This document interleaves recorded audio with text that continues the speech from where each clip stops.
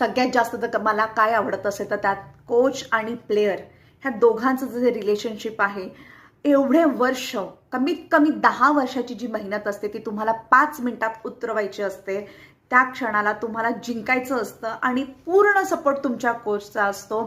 Coach आपल्याला कॅमेरामधनं दिसत असतो, त्याची नजर आपल्या खेळाडूवर टिकलेली असते. तो नजरेतनं बोलत असतो, तो ओरडत असतो, तो उड्या मारत असतो, तो किंचाळत असतो, तो समजून सांगतो, तो कानाशी येऊन ओरडत असतो, हे कर ते कर, कान उपटतो.